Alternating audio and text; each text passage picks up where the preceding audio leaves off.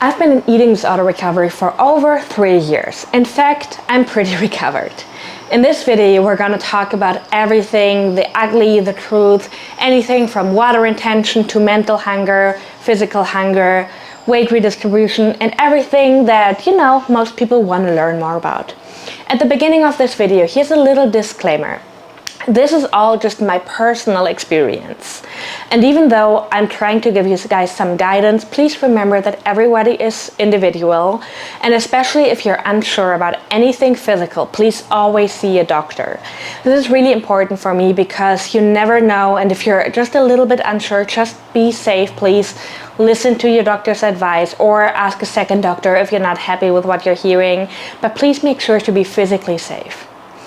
About a year ago, I actually made another video about me being into recovery for 2 years, and a lot has changed since that video. I just watched it back, which is always a little bit cringe, to be honest, and I'm realizing how much has changed in terms of my filming, in terms of me in front of the camera. I guess I'm also gonna look back in a couple of years at this video and probably think the same. Anyway, last year I talked a lot about water retention, about thyroids, about hormones, and I want to give you guys a quick update. And we're also going to dive deeper into the topic so that you have a feeling of what is normal in recovery, what can I expect. So I did have a lot of water retention when I first started recovery, and in fact it actually held on for a very long time. I went all in, which means listening to my mental hunger, my physical hunger. I experienced extreme hunger, or if you want to call it healing hunger, that's actually even better.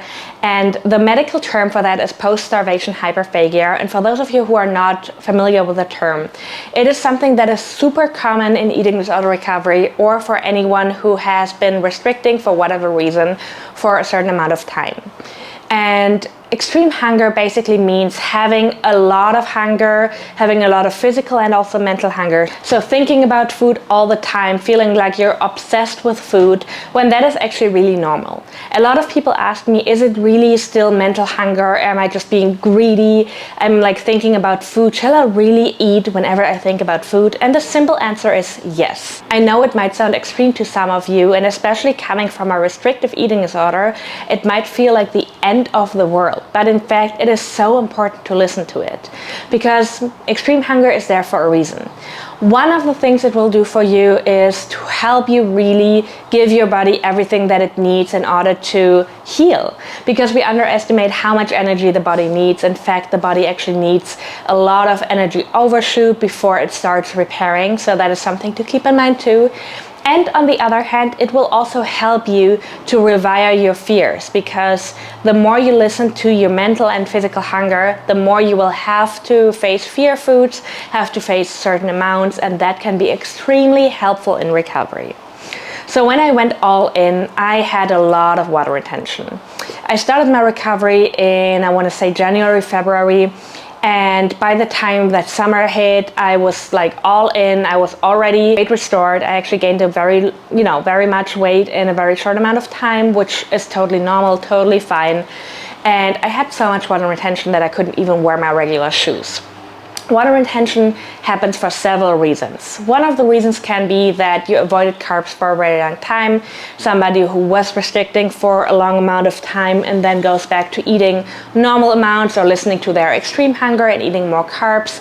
It is absolutely normal that the body holds back water, especially if you're eating carbs. And I know that some websites or even some doctors might tell you to focus on protein and avoid carbs, but honestly that only delays the problem.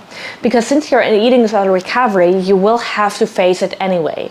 So again, please see a doctor, please make sure that you're medically safe, but I would say don't avoid carbs just to avoid water retention. Chances are that it will still happen, and at some point you will have to eat carbs again if you want to repair your relationship with food. So why don't go through it now? Another reason can also be that your organs were struggling really badly while you were in an eating disorder. So again, make sure to see a doctor, please. But water retention is also there for a reason. I read in a blog, and I really loved this metaphor a lot, that you can actually think of your body as the city of Venice. There's a lot of canals in the city of Venice. Those of you who've ever been there know that. And the water retention basically helps your cell to renew.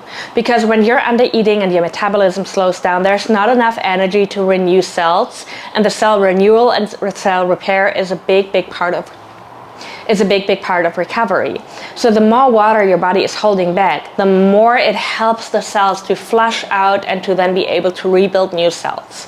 So overall, water retention is something that a lot of people in recovery experience. It is uncomfortable. In most cases, it is not dangerous, and it can help to just have some ways to cope with it, like white clothes, white shoes, maybe open shoes, foot bath, and also, I hate to say it, but patience. It is there for a reason, and it will go away. To be fully transparent, in my case, it was holding on for a very long time. At the time I filmed this video last year, I was still struggling with some water retention. It was way less than it was during my acute recovery, but it was still there, and my body just in this last year kind of balanced certain things out, which I'm going to touch on a little bit later in this video. One of the reasons that water retention can happen are also hormones.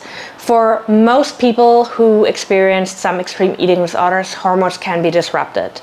Just a little hint, if your hormones are not disrupted, that doesn't mean that your eating disorder is any less valid, but it can be a common side effect. But again, everybody is different, so it doesn't have to be the case for everyone. I personally got my period back relatively quickly, and so I thought, oh, my hormones gotta be fine, when that was certainly not the case. In fact, my hormones were actually the part that took the longest to rebalance. So when I first started recovery, I had a lot of tests done, and I had to be super firm and annoying with my doctors, because unfortunately I was dismissed by a lot of doctors. I was oftentimes told that I'm a psychomatic patient, that I have like some, psychological issues, that therefore they can't take me serious, that I was out of touch with my body for so long and therefore can't tell if anything is wrong. All of these things were things that were said to me, and I'm just very glad that I actually was so keen on getting tested, because at the same time I had read a lot about eating disorder recovery, and that was even before I did all my training, my certificates, and the work that I'm doing now. But I knew the things that can happen when you have an eating disorder. One of those things can be that your thyroid can be affected. Your thyroid hormones, the most important ones are T3, T4, and TSH, are very sensitive. So if you're over-exercising, if you're not nourishing your body properly, chances are that they can be affected by malnutrition. Now, in my case, I was very aware that this can be a very common side effect of eating disorders, and yet I had to go to the doctor for weeks in order to get checked. I was told that I'm just imagining things. I was told that the thyroid was not affected by eating disorders, which is certainly not true.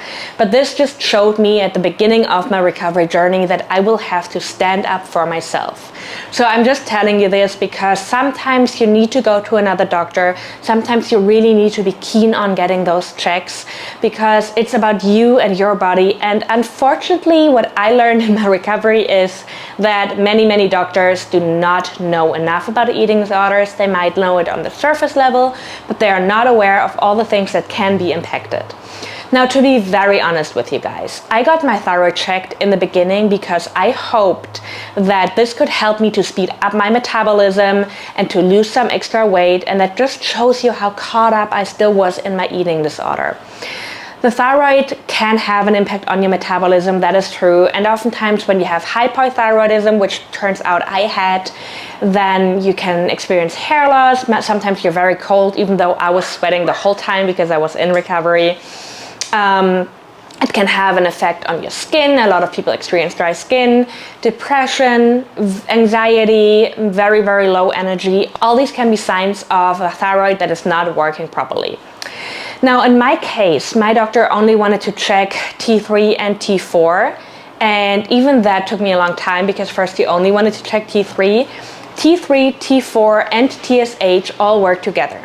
Now, a lot of doctors actually think that when T3 and T4 are within the regular balances, TSH is automatically normal too. In my case, that was not the case, and one of the hormones that normally is not disrupted was disrupted in my case. So I'm just mentioning that to make sure that you're really getting checked, all of them, not just one hormone, because sometimes it can be a little bit more complicated than your doctor thinks. The other hormones that were really low in my case were my estrogen and my progesterone. I actually got back my period very quickly. I was also weight restored very quickly, and so I thought, oh, everything should be fine. Actually, those hormones and the thyroid took the longest for my body to heal. I actually just got off all my medication at the beginning of this year, so it took nearly 3 years for that to balance itself out. For estrogen and progesterone, I didn't even take anything really. The only thing I take is Chaste, which is an over-the-counter supplement. And another disclaimer here, please always make sure to talk to your doctor before you take supplements. But Chaste is known to help your body to produce progesterone, which can then also help with anxiety. Because the lower your progesterone levels are, the higher the chances that you experience anxiety and also depression. So as I said before, last year when I filmed the last update, I was still struggling with those things. I was still sweating a lot, for instance, which is one of the things that so many people experience in recovery. We just don't really talk about it enough. And unfortunately, our eating disorder oftentimes turns it around and makes it into, oh, you're lazy now, you're not fit anymore, you're sweating because you're carrying too much weight. And all these things are literally just made up by the eating disorder, but we tend to believe them. So I'm here to tell you, sweating in recovery and sweating way more and being hot all the time can be a very common side effect. A lot of people experience that. And in my case, it went away over the path of, I want to say 2.5 years. That was when I noticed that I'm not sweating as much anymore. It can have a lot to do with your nervous system. It can have a lot to do with your hormones. But just so you know, this is nothing to be afraid of. I'm going to say it one more time. As always, please check in with the doctor first. But even if all the levels are normal, sweating in recovery is something that your body is basically doing in order to balance things out. Because even though we sometimes talk about the set point, which I'm going to touch on a little bit later in this video too, the set point does not only apply to weight. The set point applies to everything in your body, also to temperature. Your body always wants homeostasis. That means that your body will always try to balance out things. Now, a lot of people with eating disorders didn't eat enough, didn't have enough energy intake, and so their body temperature most likely was too low for a certain amount of time. Now that you're in recovery, oftentimes the body temperature goes a little bit higher for some time because that is normally how our body tries to balance out things. Same thing with the weight. Oftentimes the weight overshoots a little bit until it balances itself out. So just so you know, the sweating can also be something that is just part of your recovery. If you're concerned about this, you can always get checked by a doctor, but this is something that you don't have to be ashamed about. In my case, it was really that bad that I was walking around in a top in winter when there was snow outside in Germany. People were staring at me. I felt super uncomfortable, but now looking back, I just know why my body needed to do it. The next thing I want to talk about is my eating habits, my hunger cues, everything connected to that. Because as I said in the beginning, I went all in and I experienced extreme hunger, which is also known as healing hunger or post-starvation hyperphagia. I definitely experienced extreme hunger. I honestly can't tell you how many calories I ate just because I didn't count calories at that point, but I'm pretty sure on many days it was over 10,000. If you're eating more than that, please don't panic. I'm pretty sure I also had days where I was eating even way more. Everybody is different, so that is one of the reasons why I don't really like to share any calories, because there's always somebody who might feel like, oh my god, what if that was less than me? I can assure you that I listened to my extreme hunger, to my mental hunger, to my physical hunger. I was basically eating all the time because I was thinking about food all the time. Now that kind of slowed down a little bit after, I want to say, 1.5 years. And when I got to 2 years in recovery, it's hard to say for me because I'm just a person with a very big appetite, but the constant thoughts around food were not as loud anymore. Over the course of the last year, I actually experienced that I'm not really thinking about food that much anymore at all. It's more like, oh, what am I going to eat today? Or of course, when I'm hungry, I'm thinking about food, which is very normal. But I didn't experience this full occupation of my brain with thoughts around food anymore. When it comes to what I eat or how I eat, again, I don't like to share it too much in detail just because there's always going to be someone who's going to see it and maybe triggered by it. But I do want to say that my eating changed a lot in the last year just because my cravings changed a lot. In the first 2 years, or at least in the first 1.5 years, I wasn't really craving vegetables as much. Sometimes I was craving certain fruits, but normally it was the fruits that I didn't allow myself during my eating disorder. But I didn't really crave a lot of vegetables, salads, fruits, anything like this. And this changed drastically in the last year. I sometimes have days where my body just naturally craves more fruits, more vegetables. In those cases, what I do is, for instance, if I have a salad for lunch, I'm always making sure to pack it with a lot of, fat, protein, carbs. I try to never eat a meal without carbs, just because I learned about my own body that I really need a lot of carbs. So that is something that I also learned in the last year. After my extreme hunger went down, after my hunger cues normalized, I was actually really able to pay attention to those things and to notice on days where I just didn't have enough carbs because I wasn't thinking about it. I felt so much more tired. I felt so much more low energy. And so I did a little experiment. I added more carbs and I felt better. So that's basically how I learned that my body just needs more carbs. I recently uploaded a short video about what a few weeks of eating can look like for me. And I think that represents very well what it is for me. Because I do eat out, I do order food, but I also cook at home. Some of my meals might look very quote-unquote balanced, but for me, balanced not only means protein, vegetables, carbs. I'm not really paying attention to processed foods just because I feel like nearly everything is processed. We've seen this big trend where everyone is talking about how bad processed foods are for you. At the same time, those people are promoting some protein powders or green vitamins that are highly processed as well. So I don't really believe that, and I'm rather listening to my body and to what my body likes than to any opinions on the outside. I do notice that in weeks where I, for instance, only eat fast food, my energy does drop a little bit, and oftentimes after a while I'm not even craving it as much anymore. This is actually what shows me that my body is going back to normal, that my body is not in a starvation mode anymore, because during my first month of recovery, I was craving fast food all the time, and I was also eating fast food all the time, which is more than fine. But now my body oftentimes goes back after a couple of days of eating out a lot, for instance, to, hey, let's have something, a little bit more on the vegetable side. And again, this has nothing to do with counting calories, with anything related to wellness culture. This is just really my body showing me those things. But it took a long time for those cues to come back, because my body needed at least 2 years, if not longer, to really trust me again, to really get to the point where it knew, okay, hey, we're getting all the energy, we're not restricting anymore, the famine is over, so now we can slowly go back to sending out those cues as well, to letting her know, hey, maybe we need a few more vegetables. And it's totally normal for that to take time, and it's also more than okay and important to not force yourself to eat all the vegetables in the beginning, because it's way more important to listen to your hunger cues and to your body's cues. And if their body cues are eat sugar, eat carbs, eat a lot of fast food, then that should be what you should listen to. Within the last year, I also stopped questioning my hunger cues. I remember sometimes within the first 1.5 or 2 years of my recovery, questioning hunger cues, being why am I craving so much chocolate today? Or why am I so hungry today? Why was I still hungry after eating the whole pizza? And I'm realizing that now I'm at the point where I'm just there must be a reason for that. Sometimes I'm oh yeah, it's because I went on a long walk with the dog this morning. And sometimes it's just whatever it is, there must be a reason for that. So that is something that just happened naturally. I didn't really have to work on it, but I do know that for a lot of people that can be challenging. With my clients, I do a lot of exercising where it comes to trusting your body, to stop questioning.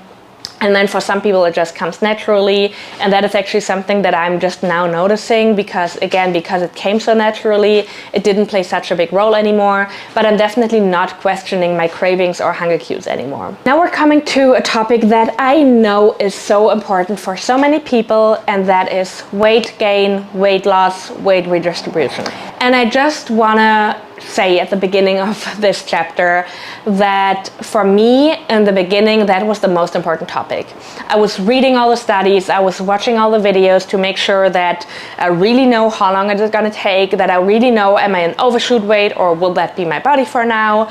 And I was so unhappy with my body dysmorphia was going crazy, my body image was horrible, and all I wanted to know was, when will I gonna lose this weight? Now, interestingly enough, that actually shifted after, I want to say, 1.5 years, and I made the conscious decision to accept whatever is going to happen. Because I noticed after these 1.5 years that my body still hadn't changed, that even though my hunger cues had decreased, I was still holding on to more weight. And so I had to come to the point where I was like, this might be my body now. This might not be what my eating disorder wants, but this might be my body for now.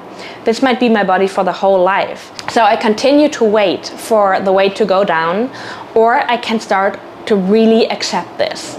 And once I made that decision, I was actually in so much more peace, because ironically before that my body image was way worse, because I was still kind of fighting, I was still waiting for the weight to go down, and so I was still showing my brain that there must be something wrong with that body that I was in. And once I accepted it and I was like, this is gonna be my body and this is fine, that's when my body image changed a lot, and when I was able to accept my body, and when I was even able to be grateful for my body and all the healing it was doing. And funny enough, a couple of months afterwards, my body started to change a little bit. I personally did not really notice this as much. I didn't weigh myself in recovery at all, and I also didn't want to pay that close attention to it anymore.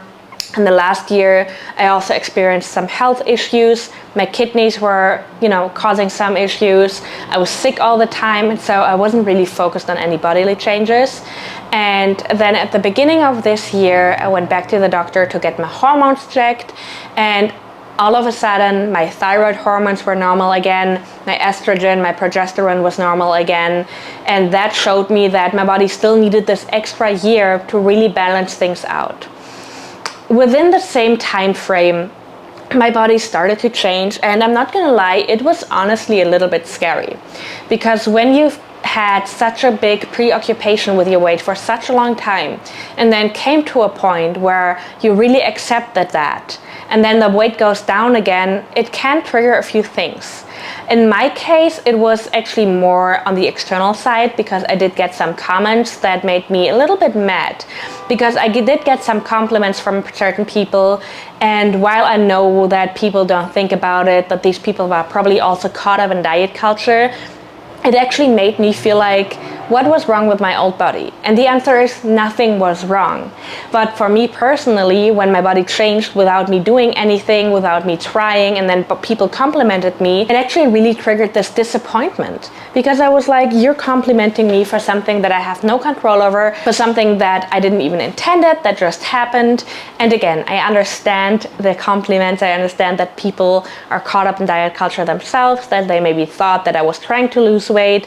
But for me, that reaction actually showed me how okay I was with my body before, because instead of being happy or being like, oh my god, everyone compliments me, it actually caused me to feel a little bit weird and to feel like, hey, my body before was also fine, and this weight loss was not intended. It was something that happened.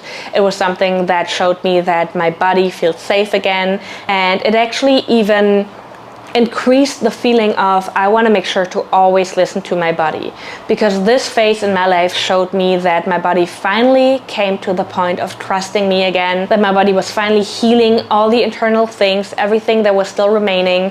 And so I don't ever want to do anything to disappoint my body again. So if anything, this change in my weight only showed me how grateful I am for my body, and that I will be very, very keen on listening to my hunger cues, listening to my cravings. I said it before in some other videos, I personally will never ever go on a diet again. First of all, because there is literally nothing that is appealing to me. Like, I don't want to lose weight, I don't want to change my body.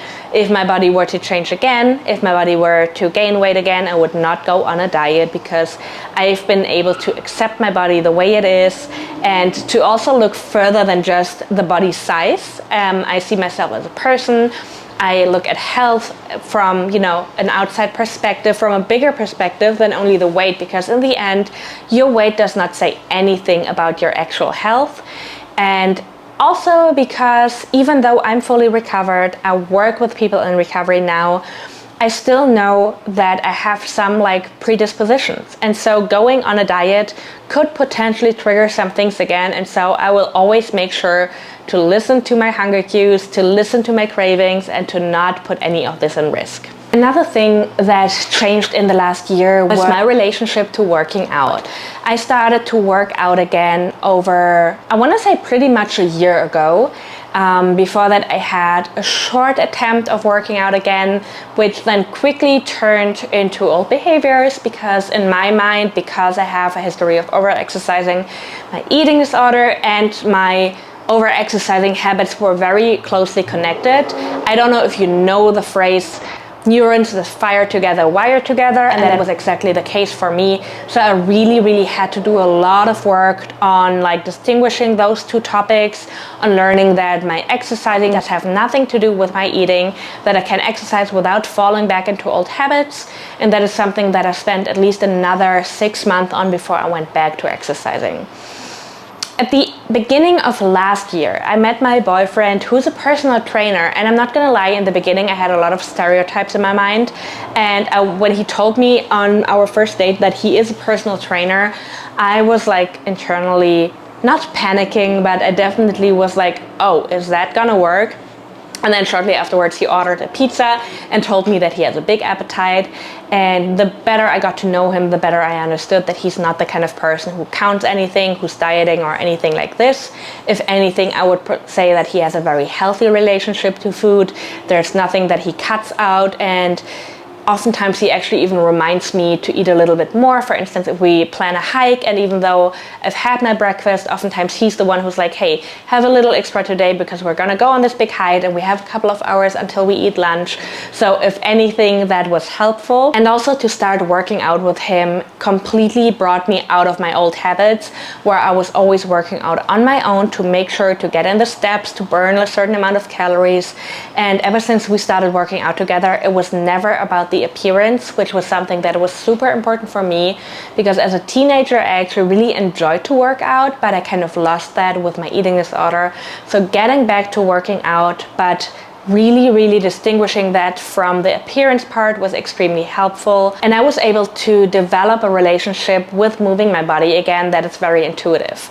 We do work out together a lot. It's just something that we really enjoy, but it's nothing that has to do with me wanting to change my body.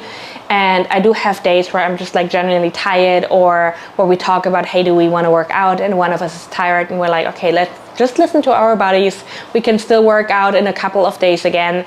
And that is something that I really enjoy. And sometimes it's also the other way around. I definitely have days where I'm sitting in the car a lot, driving to work, where I'm sitting in the office a lot, on my computer a lot, and then by, I don't know, 5 p.m. I'm realizing, hey, I didn't even step outside today, so I really want to go on a short walk. And again, this has nothing to do with any numbers or any external thing like this. This is just like really me being in tune with my body, and my body showing me like, hey, maybe a short walk could be really helpful today. And on some days I'm not really moving my body at all, and that is just as fine. At the end of this video, I want to do a quick personal update as well. As I just said, you guys know that my boyfriend and I had a really close relationship for a long time already. We recently moved into our dream apartment together with our dog, and a lot of things have changed. I was able to get out of a job that I wasn't really happy in. I started to do a lot of trainings and certifications. With my master's in psychology and pedagogics, that was really helpful to now work in a clinic with eating disorders, and I also started to work with my own clients, and that has been really rewarding. I'm currently also working on a group program for body image because I do know that body image is like one of the biggest topics for a lot of people. So I have a lot of things coming. My life pretty much changed overall, even within the last year. And I really hope that this recovery update gives you a better idea of how long things can take, of what is normal, of, you know, the things that you might feel ashamed of or guilty of that can be completely normal in recovery. And again, a little reminder, in my case, it was around like 3 years. There's also a lot of people where recovery takes longer, where the neural rewiring takes longer, where the body needs longer to find its balance. In some cases, it's faster. There is no right or wrong way. It depends on so many different factors. We're all individuals. We're all beautiful in our own way. And just give it time. I know that saying like just trust, just wait, just be patient is not super helpful, because if it would be that easy, then you would trust, you would be patient. But from somebody who experienced it and from somebody who's now looking back on their recovery, I just really want to give you the advice of please give it time. Please do not go back too early because you think recovery isn't working for you. You might have not given it enough time. So please try to trust, and please try to remind yourself that you do not want to go back. Recovery might feel hard, recovery might even feel worse than the eating disorder on some days, but I can promise you that once you get on the other side, you do not want to go back. Let me know in the comments how you felt about this video. Let me know where you are at in your recovery. As always, if you have any questions, any topics that you would like me to cover, and also if you're interested with working with me, I will put all the information at the end of this video. And as always, guys, I will see you in the next one.